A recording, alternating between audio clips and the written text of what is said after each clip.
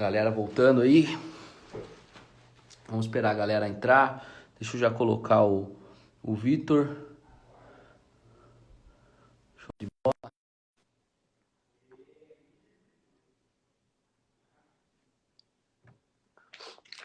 Tá, beleza. Vamos lá. Então, a gente tinha falado, a gente estava falando do carburador. Daí foi feita a pergunta Isso aí. que se muda um pouco a alimentação, se você está semi-sequencial ou sequencial e assim por diante. Eu vou responder rápido, porque, cara, a gente preparou tanta coisa para falar sobre como escolher sua ICU, Tem bastante coisa mas aí. o importante é bater o papo com a galera, né? Então, assim, Isso ó, aí. tem uma variável muito importante que é o dead time, que é basicamente um tempo morto, beleza? Então, quando você está trabalhando, por exemplo, você está com um motor 8 cilindros, beleza? E você vai trabalhar aí simultâneo, tá? Então você vai acionar os 8 bicos juntos, beleza? Você tem que entender que em um ciclo você vai ter 8 vezes esse tempo dead time desperdiçado, porque ele vai abrir 8 vezes. Então, quando você está sempre trabalhando em alta rotação, cada vez mais 1 milissegundo faz diferença, entendeu? Você está na lenta, 1 milissegundo a mais ou a menos ali, Não por conta muda de vista nada, de né? dead time, não muda nada. Não estou falando que a quantidade de combustível não muda, não é isso. Estou falando Uhum. que se você, eu vou pulsar os 8 bicos na lenta junto, isso aí não vai afetar nada, certo? Por quê? Certo. Do ponto de vista de tempo de ciclo, olha aí, a 1000 RPM você tem 120 milissegundos. Então, 8 milissegundos para 120 faz nada. Agora, cara, a 6.000 RPM você tem 20 milissegundos. Então já Sim. começa a ficar, né? Então você acaba assim perdendo, quando você está trabalhando simultâneo ou semi-sequencial, você acaba perdendo um pouco aí de quantidade de combustível injetada por conta de você fazer 2 acionamentos, né? No caso do semi-sequencial. Daí Legal. tem aquela pergunta, cara, que é um negócio, meu, que Do falar para sequencial, né? você, Se foi um negócio sequencial, o motor aquece, né? é isso. Cara, é um negócio assim que eu posso te dizer, meu? Mexeu com a minha cabeça isso aí por muitos anos, viu, cara? Porque assim, os caras, olha lá, 8 cilindros simultâneo, o cara tem que ser dono do posto. Bem isso mesmo, até o dono do posto. Agora, pensa o seguinte, os caras falaram assim, ó, quando eu comecei a trabalhar na área, eu trabalhava no suporte técnico, né? Então eu tinha Aham. contato com muita gente. E daí vários caras falavam, meu, é o seguinte, meu motor está aquecendo, meu motor está aquecendo, meu motor está aquecendo. E existem muitas pessoas que falam isso, certo? Que quando o cara sempre trabalhava em semi-sequencial, e daí quando ele começa a trabalhar em sequencial, que o motor começa a trabalhar com uma temperatura maior, certo? Então, assim, ó, é complicado eu chegar aqui numa live e falar isso baseado numa coisa que eu acho, porque eu nunca vi isso acontecer de fato para investigar, certo? Mas tem algumas coisas que possam justificar isso, certo? A primeira coisa delas, que a gente já comentou, quando a gente está trabalhando com motor sequencial, a fase de injeção é muito importante. A fase de injeção é o momento, quando você vai injetar combustível, certo? Normalmente isso é calibrado em ângulo de virabrequim e ângulo que você termina de injetar, perfeito? Então, o que, que acontece? Muita gente vai lá, liga sequencial e nem sabe que existe fase de injeção. E daí, o que, que acontece? Fica com uma configuração X lá que estava no mapa, beleza? Qual que é o problema?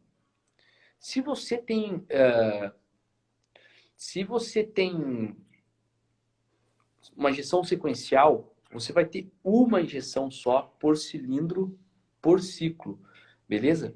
Quando você estava em semi ou simultâneo, você tem mais de uma, perfeito? Então, Uhum. você tem que entender que se a sua fase estiver muito errada, eventualmente você pode fazer, por exemplo, com que... Vamos supor, tá? Vou tentar dar um exemplo aqui para...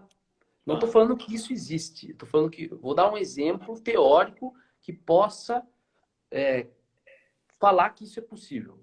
Estamos usando um motor com muita taxa de compressão, beleza? E daí o que você faz?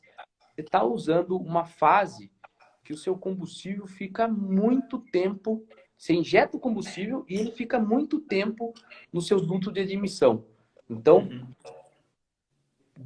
a maior parte do combustível evapora na admissão. Beleza? Tá. Deixa eu marcar aqui. Uma pergunta massa aqui do Clauber.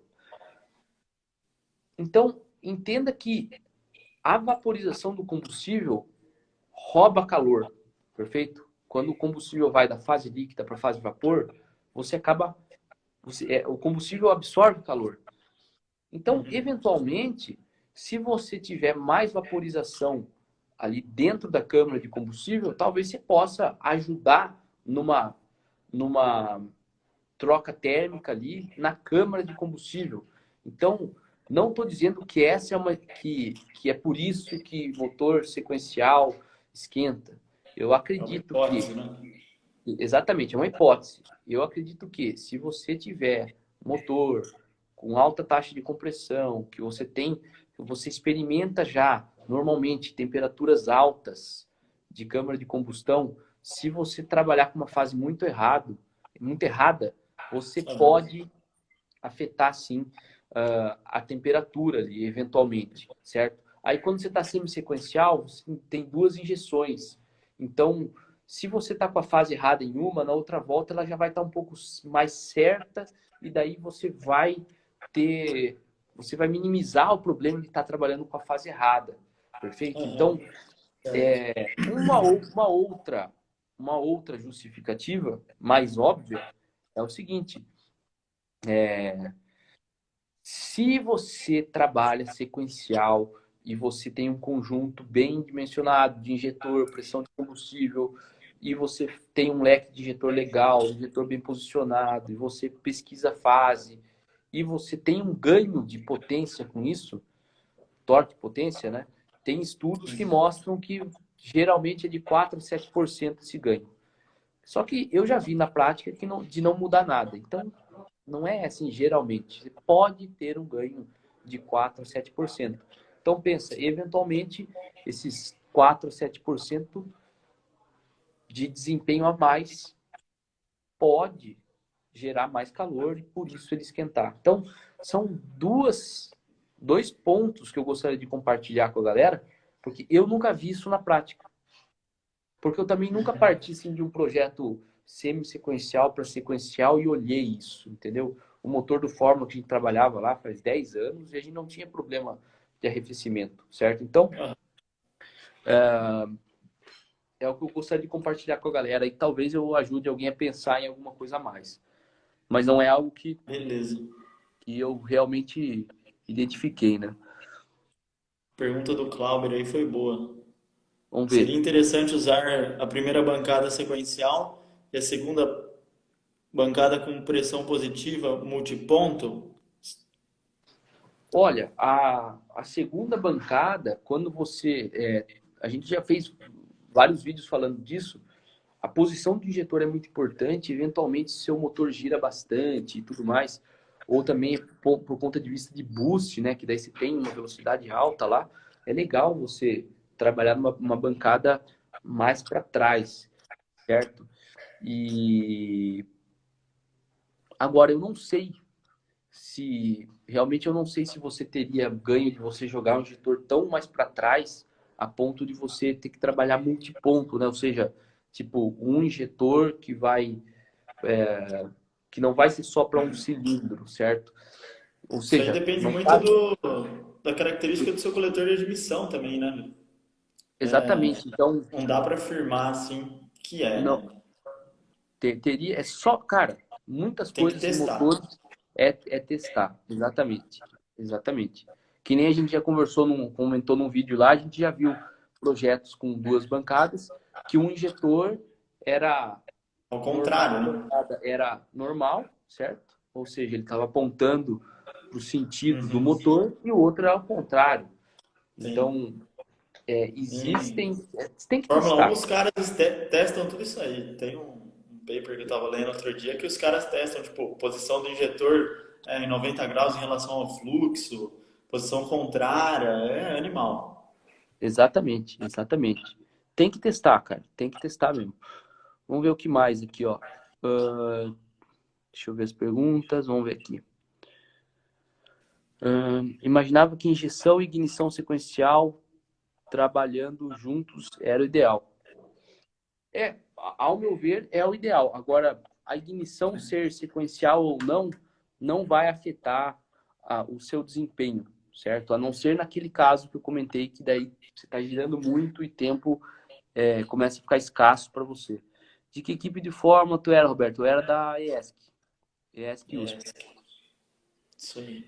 E vamos voltar então para o tópico que a gente estava falando, que a gente acabou É, dispersando um pouco, porque as perguntas estavam massas. Mas assim, ó, coisas que você tem que olhar para sua ECU antes de comprar. A gente já falou de comando variável, a gente já falou de borboleta eletrônica. Muita gente às vezes compra uma ECU, putz, daí tem que comprar um módulo separado para borboleta eletrônica, então fique atento nisso. Pick and hold, também é muito comum você ter módulos separados para pick and hold. Então, tem injeções que pick and fazem... hold, o que que é aí para quem não sabe? Existem Roberto, você pode explicar injetores, rapidinho? vou explicar rapidinho. Tem vários tipos de bico injetor, certo? Bico injetor para injeção direta, enfim. Mas quando a gente fala de ciclo Otto, injeção indireta, beleza? A gente tem basicamente dois tipos. O de alta impedância e os pick and hold, que é de baixa impedância, beleza? Quando o injetor ele é de baixa impedância, tem diversos motivos por ele ser, mas normalmente são injetores mais antigos ou com muita vazão,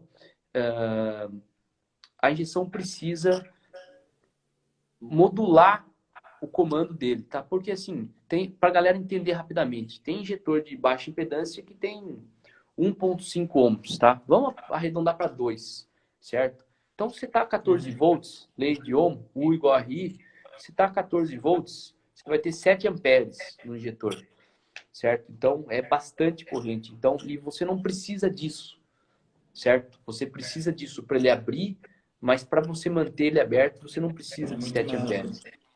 Por isso que chama pick and hold, tá? Para fazer uma Dá uma explicação corrente rápida. de, dá uma corrente de pico e outra de uma corrente mais baixa só para segurar aberto, né? Só para segurar aberto. Então, muitos fabricantes têm módulos separados para pick and hold. E tem fabricantes, como a Motec, por exemplo, que você vai lá, você fala, ó, meu bico injetor é pick and hold. E beleza, certo? Você configura, na verdade, o injetor que você está usando. Então, Certo. essa é uma variável importante de você olhar para escolher sua ECU. Então, você tem que saber se o seu motor tem pick and hold ou não, né? O que é importante também, do ponto de vista de sequencial e semi-sequencial, tem muitas ECUs têm limitantes de número de cilindros que faz sequencial. Então, por exemplo, na Motec chama M400 porque faz 4 cilindros sequenciais, tá? Na M130, daí já o nome é outra coisa, mas M130 fazem 8, tá? A M150 que eu tô aqui, deixa eu abrir a caixinha aqui para você, galera. Essa M150 aqui faz até 12, beleza? Então, é importante você verificar isso para adequar ao seu projeto. É um negócio que muda muito de ECU para ECU. Uhum. Outra coisa, cara, que assim, cara, a gente está em 2020. Não compre uma injeção eletrônica se você não tem um datalog, tá? É, um, é muito importante você analisar os dados, certo? Se você está trabalhando na calibração, você vai precisar disso. Sabe, eu acho que em 2020 acabou aquele negócio de você estar, sabe, acelerando o motor e mexendo ao mesmo tempo, sabe? Você precisa ter um login, tá? Então, isso é muito importante. Meu, um detalhe assim, ó, isso aí foi em 2016, a gente foi trabalhar numa caminhonete de rally e tinha uma ECU, era uma ECU, puta merda, cara. Esqueci Esse o nome, mas negócio, eu vou lembrar. É uma esse ECU, negócio de calibrar sem data logging é aquele negócio que a gente já falou em alguns dos nossos vídeos, né? Que calibração sem data logging é só adivinhação, né? Isso aí. Ah, o Eduardo Só lembrou. adivinhação. DTA. Só adivinhação. Era uma DTA S80. S60, acho que era S80, não era? Porque daí acho que era 8 cilindros sequencial. O motor do Teta lá. Era uma caminhonete de rally. Enfim, era uma DTA, certo? Essa DTA é uma ECU inglesa, é uma ECU legal. Só que aquela ECU tinha duas coisas, deixa eu pensar. Na verdade, tinham três coisas que me incomodavam muito. Primeiro, o datalog tinha datalog? Tinha. Mas era muito ruim, cara. Muito ruim. Por quê? Demorava para baixar.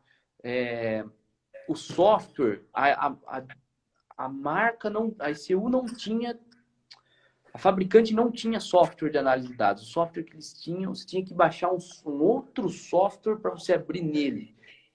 E outra, a ECU esquentava assim, ó. Ó, o Glaucio que tá aí tava trabalhando com a gente junto. Eu não lembro se o Glaucio já tava quando tinha DTA. Acho que o Glaucio não tava lá na oficina ainda. Mas, cara, a ECU, ó, o Eduardo falou, era uma S60 Pro. Cara, Legal. tava pra fritar um ovo na ECU. Juro por Deus. Tanto que Puta merda. esquentava aquilo lá. Então, assim, tem um terra no parafuso, no case, isso aí mesmo. Mas, cara, é uma ECU boa, tinha comando variável, tinha muita coisa. Só que é outra coisa que daí entra naquele lance do que a gente falou no início da live. Você olha no site, não, tem datalog? Tem. Mas quando você vai usar, meu amigo, puta merda. Então, é Passa importante, nervoso. passa nervoso, cara. Porque daí você não consegue comparar. Cara, você vai, um login você tem que conseguir colocar. Ó, o Glaucio lembrou do negócio muito louco, cara. Galera, talvez não vai acreditar. Olha o que o Glaucio falou. A gente colocou uma ventoinha para ajudar.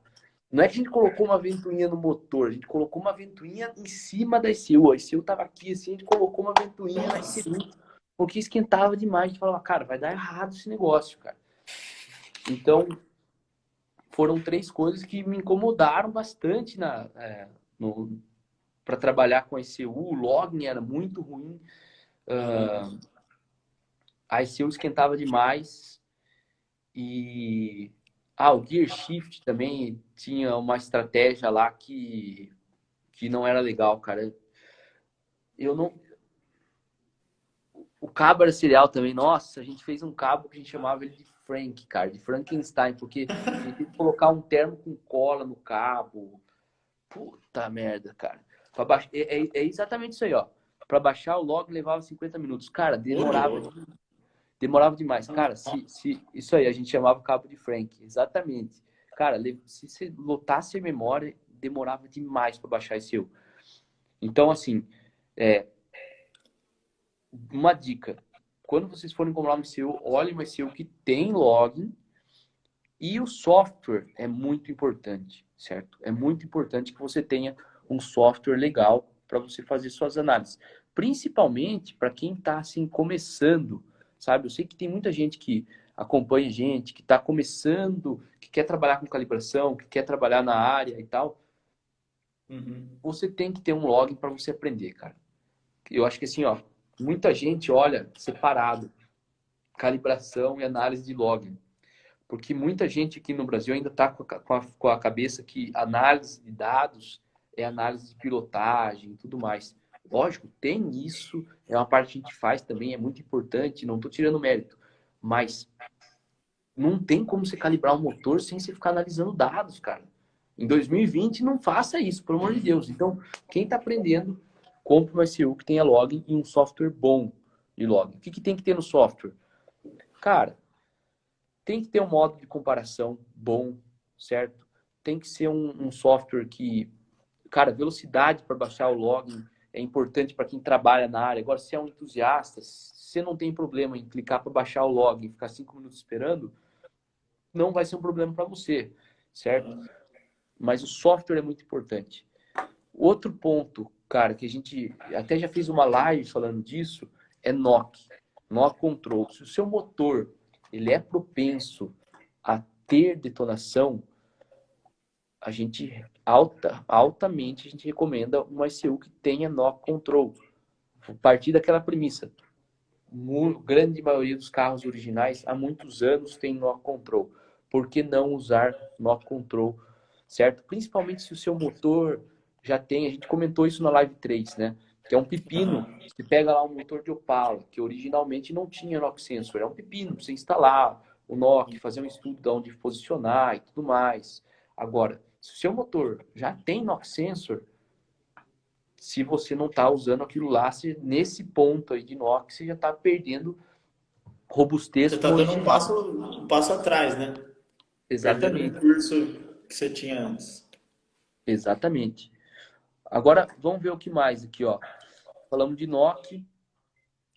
Outro detalhe importante, né, que aí é back to basics mesmo, é entender que tem muita diferença entre uma ECU que faz motor que tem injeção direta por uma ECU que faz e não tem injeção direta. Então, quem tem motor com injeção direta tem ECUs dedicadas para isso, perfeito? Então, é um ponto-chave de decisão também, porque se você tem um motor com injeção direta, é altamente recomendável que você use uma ECU que tenha injeção direta. Senão você vai ter que falar, mas eu posso fazer um esquema? Pode. Você vai ter que pegar e fazer um coletor de admissão, comprar injetor, fazer uma flauta, vai ter que mudar todo o seu sistema. Dá para fazer? Dá.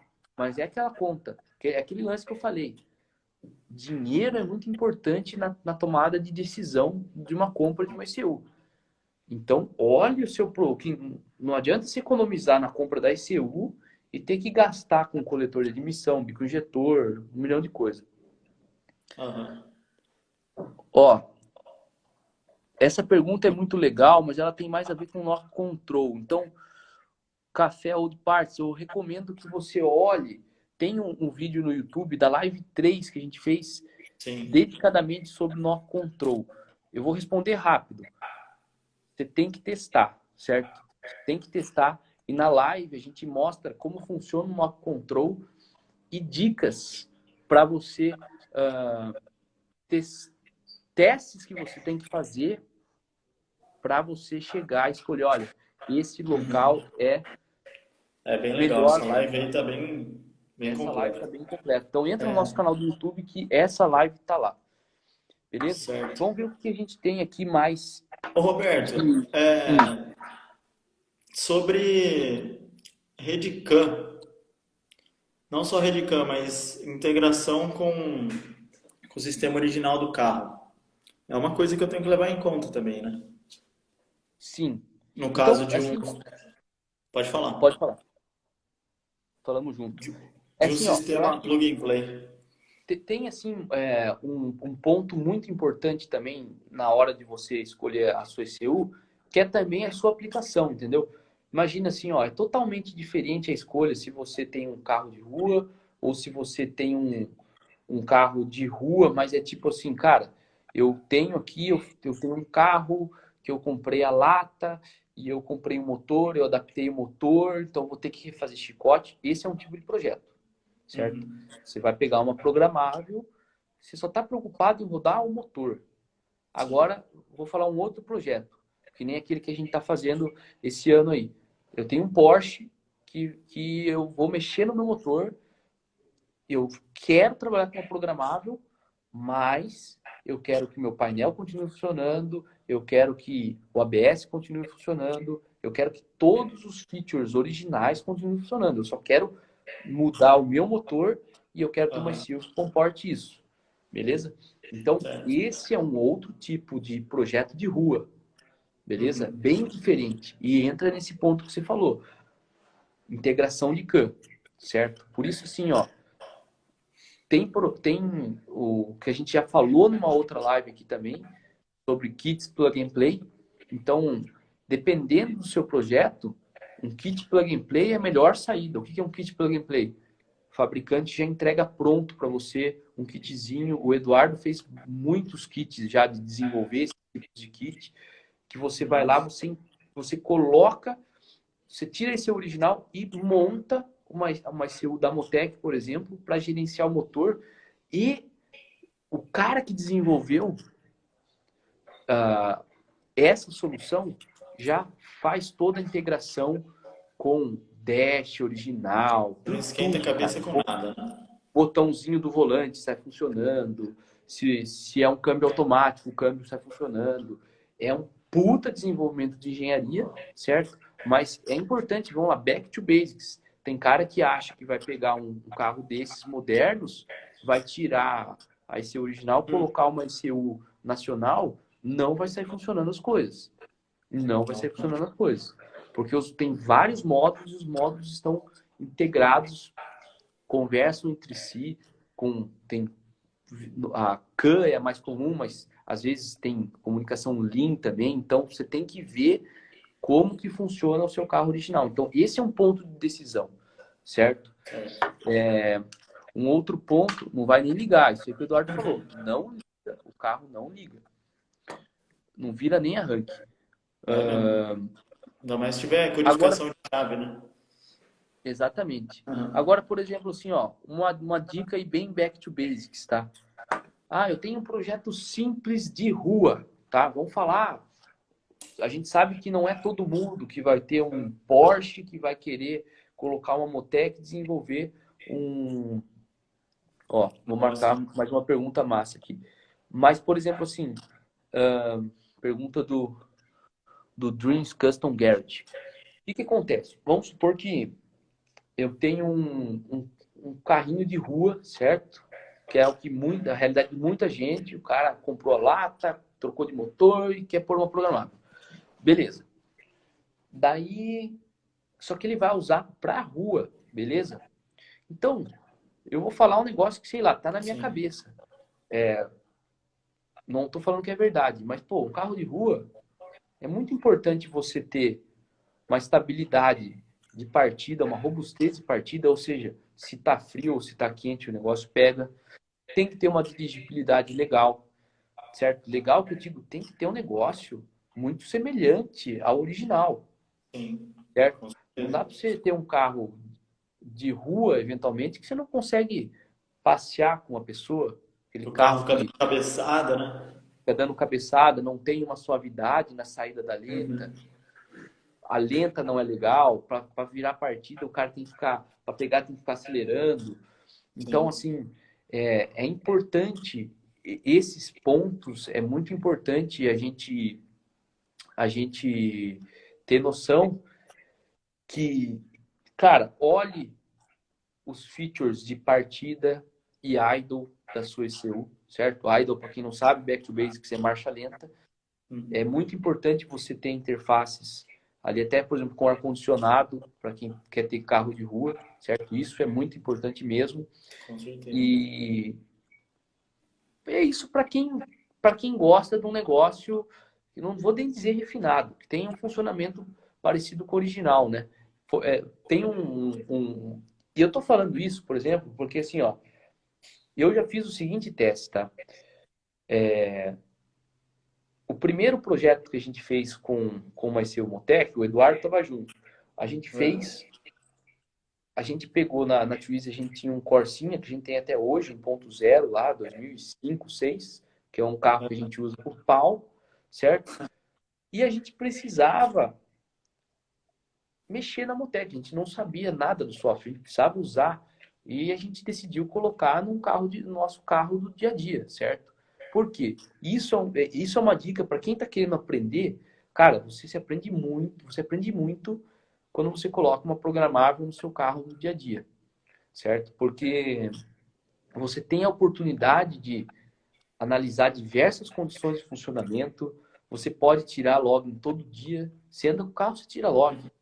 Anda com o carro, você tira login, certo? Então, é muito mais fácil. Para quem trabalha com carro de corrida, sabe que, putz, para você ter login, você tem que levar o carro para pista. Isso tem custo, é complicado.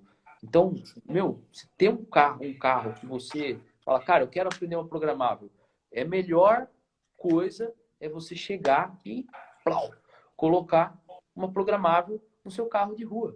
Você vai conseguir fazer tudo ali.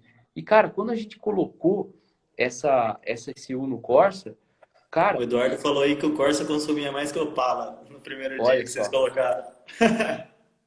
Cara, a gente não fez mapa, a gente não foi pro dinamômetro, nada, cara. Foi um negócio, assim, 1 milhão de correria. A gente precisava ir pra Motec, a gente precisava aprender, porque não adiantava de nada a gente ir pra lá sem ter feito nenhum projeto, né, cara? E é muito Uhum. complicado você vender um projeto sem você ter feito nenhum, né? Então, muita Sim. gente fala assim, putz, né? Primeiro projeto, como que eu faço? Cara, o primeiro projeto nosso foi isso aí mesmo, cara. Compramos Aham. do bolso, instalamos ali E e pau. pegamos experiência, né? Então a gente precisava receber um treinamento dos caras lá com uma experiência mínima de software dos caras, né? Sim. E, meu, foi legal, porque, assim, uma coisa que me impressionou bastante foi essa parte da dirigibilidade ali, do ponto de vista de entrada e saída da lenta, sabe? Porque tem muita possibilidade de configuração. Então, você não fica com nada com o carro acelerado. Se você quiser que ele desacelere rápido, você consegue. Você consegue que ele fique um pouquinho acelerado, você consegue. Se você quiser, na época a gente não fez, mas se você quiser fazer compensação por ar-condicionado bem inteligente, você consegue. Então, para quem tem projeto de rua, olhe bem, sabe? Mandatoriamente use mapa 3D, tá? Use mapa 3D se você tiver um carro de rua. Use mapa 3D. E entenda esse lance aí. Então, assim, cara, se você. E daí uma sugestão, né? Se você tem um carro de rua, cara, tente ir para o lado de usar mapa 3D e borboleta eletrônica, tá? Isso aí é algo assim que vai fazer com que o seu carro tenha um funcionamento próximo do original. A E a gente fez um dirigibilidade vai teste, ser muito diferente, né? Com esse recurso você consegue fazer muito mais coisa. sim. Ó, o Eduardo Reis perguntou, quanto tempo grava o log da ECU? Depende. A M130, por exemplo, ela tem acho que 125 mega. Não, cara, eu não me lembro. 120 mega, isso aí. E as M150, M170, daí tem 250 mega. Você consegue gravar até variáveis ali com 100 Hz. Então, depende muito da quantidade. Ó, o Breno falou, qual SEO vocês usaram nesse projeto? Foi exatamente essa aqui, ó. A gente pegou essa M150 na época, né? Por quê? Porque a gente queria ter uma ECU que é até hoje, nossa, que a gente usa em bancada, quando a gente precisa ir para o dinamômetro, a gente vai com ela é totalmente habilitada e tem diversos packages dentro dela. Então a gente usou uma M150, mas a gente usou 2 conectores dela, a gente podia estar rodando com uma M130 que não iria mudar absolutamente nada. Lembro da história de quando instalamos uma programável jet ski, o Roberto fez um mapa na água. Exatamente, a gente fez, né? O Eduardo desenvolveu a parte de. Foi um projeto muito massa que a gente fez um jet, foi um jet, um Sea-Doo, que daí eu não lembro, o cara mexeu no turbo, eu não lembro mais. Acho que o Eduardo tem uma memória melhor que a minha, mas o cara mexeu na pá do jet, mexeu em um monte de coisa.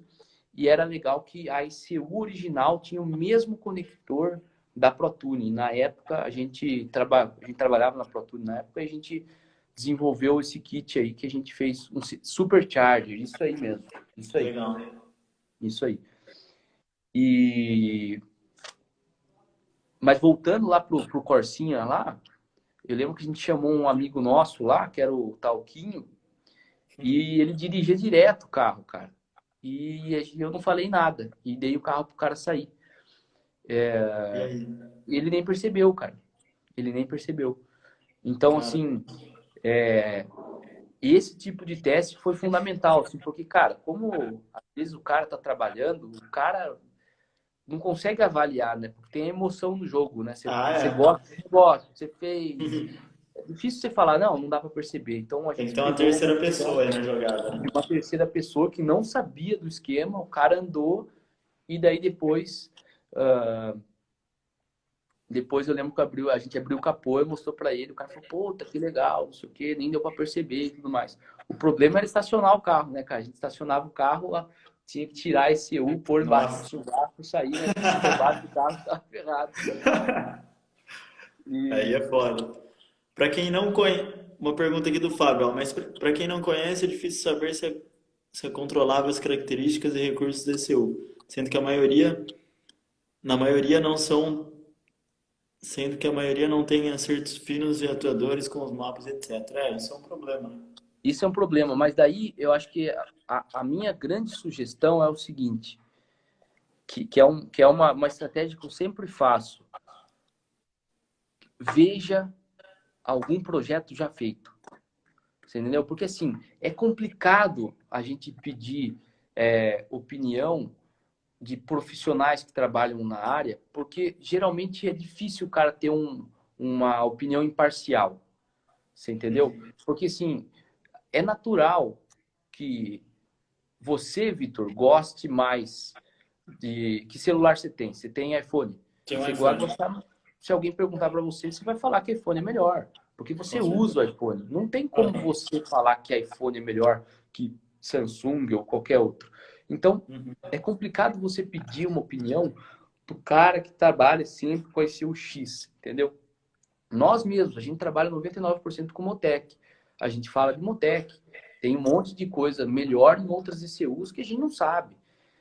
Agora, é importante como que você vai tomar uma decisão nisso que o Fábio falou. É difícil saber se controlar, se as características e recursos da ECU. É muito difícil. Entra naquele lance lá. O datasheet fala tudo, né? Só que veja um projeto que já fez. Porque eu vou Sim. falar, sempre o primeiro que faz, o cara paga o pato, entendeu? Ah, é o primeiro, por exemplo, o primeiro motor rotativo a ser feito vai ser o X. Cara, vai ter coisa que o fabricante vai ter que alterar para o seu projeto, cara. Você vai depender da engenharia dos caras e tudo mais. Então, procure alguém que já fez aquilo, qual esse o cara usou, veja essas coisas, sabe? Baixar Então, software também é legal, né? Você baixar o software dos caras, ver como é, ver como que você faz cada configuração, né? Isso aí. exatamente, Pô, passa o raio-x mesmo, não adianta. Se olhar só o datasheet, você só vai estar vendo a pontinha do iceberg. exatamente. E outra, datasheet não é a engenharia que faz, é os caras do marketing. Então, é complicado, cara. A gente não respondeu essa pergunta do Dreams Custom Guide. Como é a melhor maneira para a integração da programável com a original? Maneira mais rápida e fácil é pegar um plug and play pronto. Mas, por exemplo, essas ECUs aqui tem o M1 Build, que é um software que quando você tem o package de desenvolvimento, você consegue desenvolver um package, um firmware dedicado para fazer uma integração com a original. Sim. Cara, não é um trabalho simples. Você precisa de uma boa grana para você investir, para você ter sniffer, para você ter seu desenvolvimento. Você tem que ter bastante experiência na área também. Como vocês veem a opção open source? Cara, já falaram em outra live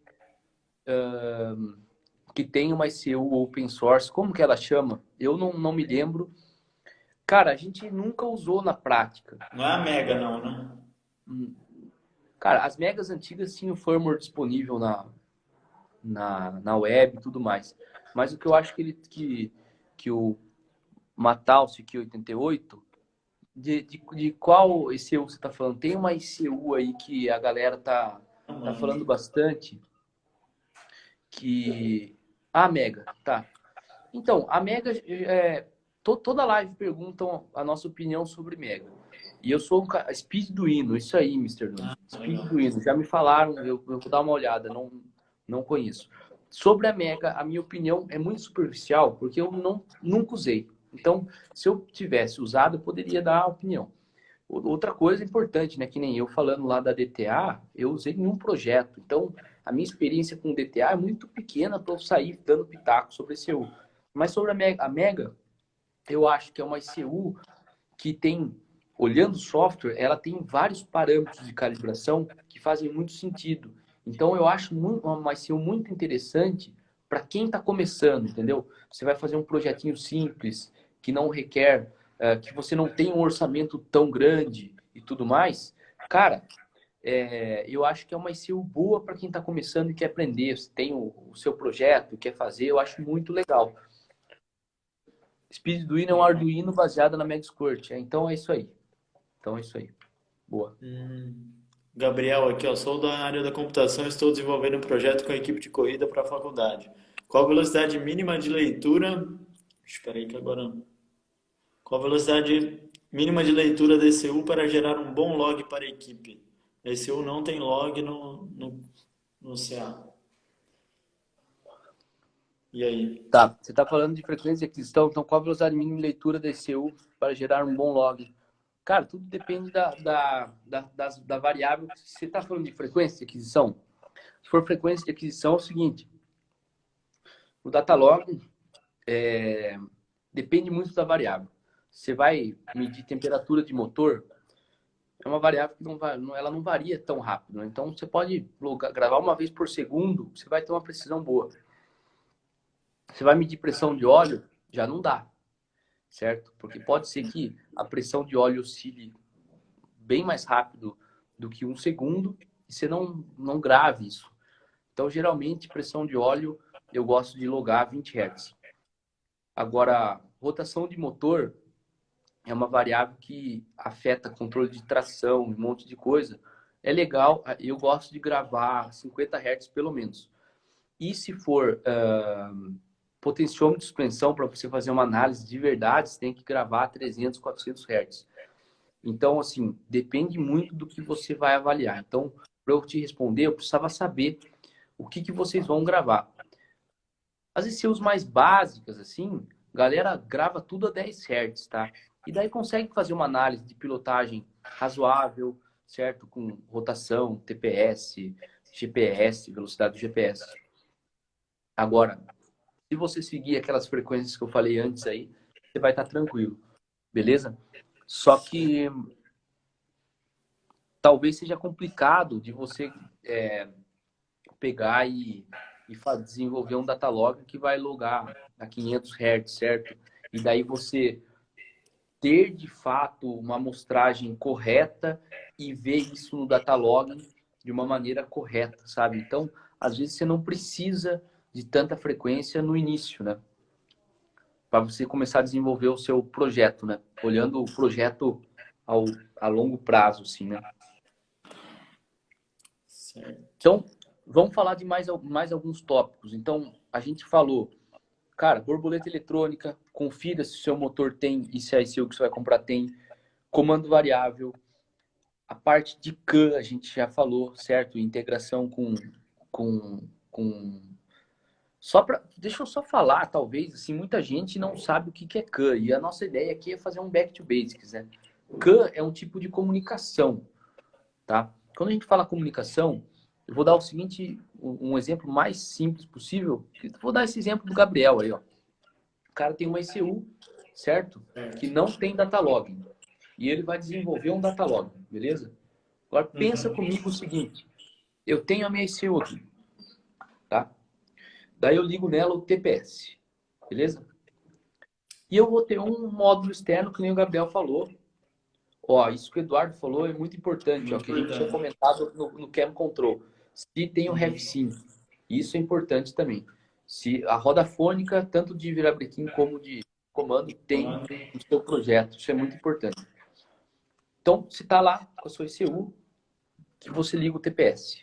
Daí você quer gravar ele no seu módulo de datalog, que é um módulo separado.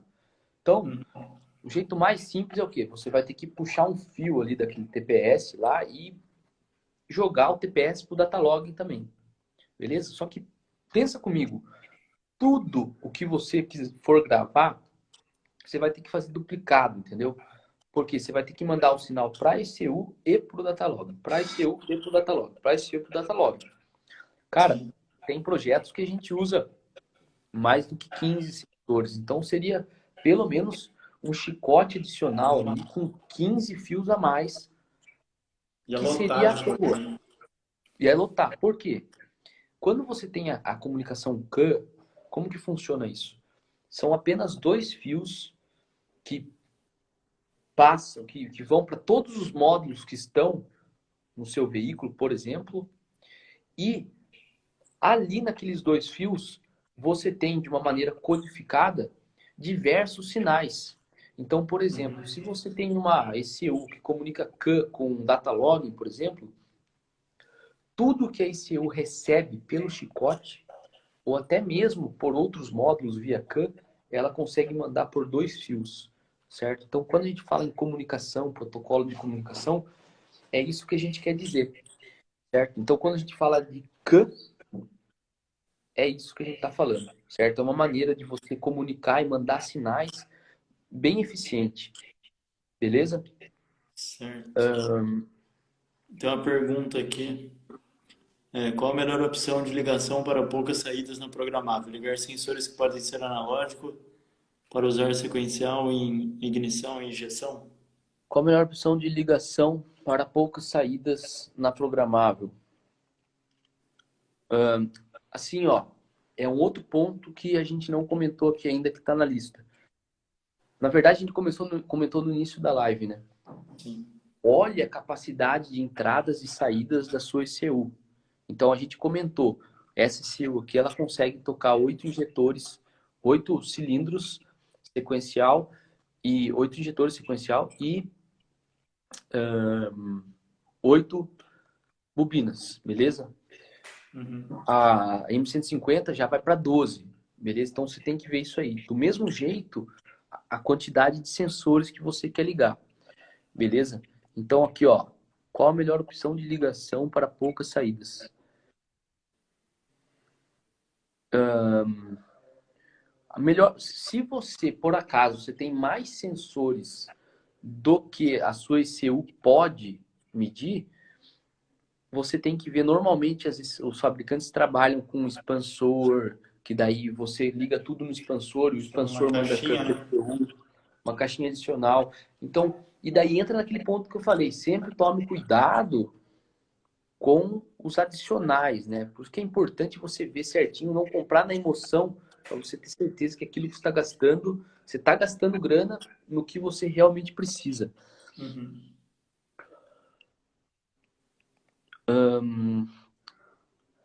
E daí, o último tópico aqui, então, por exemplo, assim, também tem uma outra coisa que daí a gente já deu exemplo de rua, a gente já falou de kits plug and Certo. play. Entenda também De pista agora? de pista, que seria assim o último, que é o que na verdade a gente mais trabalha. Aham. A grande maioria dos protótipos hoje em dia já tem câmbio sequencial e a ideia é ser pedal shift, certo? Então tem muita Sim. gente que ainda trabalha com módulos separados. Então, um módulo que gerencia o motor e um módulo que gerencia o câmbio. Na Stock Aham. Car, por exemplo, é assim. Tem uma Bosch que gerencia o motor e uma TCU da Magneti Marelli para gerenciar o câmbio, beleza? E tem fabricantes como a Motec, por exemplo, essa TCU ela faz o gerenciamento do câmbio junto no mesmo módulo. Então é outra coisa que é mais inteligente do ponto de vista de engenharia, porque é um módulo só, você não precisa ficar comunicando entre dois módulos e acaba saindo até mais barato, porque você compra um É módulo isso que eu só. ia falar, porque se for comprar, por exemplo, uma ECU boa, daí você vai comprar um seu módulo GCU bom também, passa facilmente, né? O preço Passa facilmente. da injeção. De uma ECU boa Passa que facilmente. já é ECU e GCU, né? Exatamente. Então, assim, eu acho que para a gente fazer um resumo da live, é muito importante, tome cuidado com o datasheet. Datasheet não é mandatoriamente um documento que vai te passar realmente o que a ICU entrega. Lembra desse exemplo que a gente falou da DTA aí? Cara, ter datalog não significa que... Lembra do exemplo que a gente falou no início da live? Um Corolla tem banco de couro, mas também um Aston Martin tem banco de couro.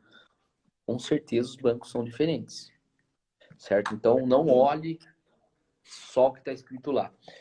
Veja tudo isso que a gente comentou, e tome as decisões também baseado na, na, na área ali do seu projeto, entendeu? E nem a gente falou, carro de rua. Cara, trabalhe com borboleta eletrônica, que vai te ajudar na partida, vai te ajudar na marcha lenta. Trabalhe com mapa 3D, que é o mínimo para você ter uma boa dirigibilidade, né? Não vai trabalhar lá com 2 mapas 2D para rua, que não vai ficar legal. E, e o importante, galera, é a gente entender que não existe a melhor seu do mundo, assim como não existe o melhor chicote do mundo. A gente falava bastante de chicote, e isso é verdade. Você tem que entender o seu projeto como um todo e achar a melhor solução para você. Beleza? Isso aí. Tem uma pergunta aqui que a gente não respondeu do Tem? Def Neto aqui. O Motec tem knock sensor e controle disso, por que CU nacionais não usam esse sistema? O Show de Motec tem, a bola. gente já comentou, né? Mas por que as nacionais não usam? Eu não sei. Não sei Provavelmente porque também. tem um. Não sei. Não dá Não para sei. afirmar, não. Eu acredito que não seja, que não tenha uma demanda. Não sei. Não sei. Realmente não sei. Mas, assim, que nem a gente já falou na live de Nokia. Os carros originais saem com o Knock Control de fábrica. É um feature muito importante. As ECUs da Motec têm entrada para Knock Sensor, faz Knock Control. Se você curte esse tópico, dá uma olhada, olha o F Neto Tanner, olha a nossa live 3. Essa live está disponível no YouTube. Foi uma live que a gente fez junto com o Gustavo, que trabalha na Bosch, e a gente falou só de Knock Control. A gente mostra o software da Motec, como que funciona, fala dos ganhos, fala da frequência de knock, para você testar. Tem muita coisa legal naquela live lá. Foi uma das melhores lives, cara, que a gente já fez. Foi a de Knock Control. Foi muito massa. Beleza, pessoal? E repetindo, o que é importante a gente falar? Galera, se tem alguém aqui que não tá no nosso canal do Telegram, tá perdendo tempo, o canal é muito massa. A gente manda muita coisa legal lá, coisa rapidona, que não é aquele post do Instagram cheio de 1 milhão de coisas rebuscadas. Espero que a gente tenha ajudado a galera aí a entender um pouco mais esses pontos importantes na tomada de decisão.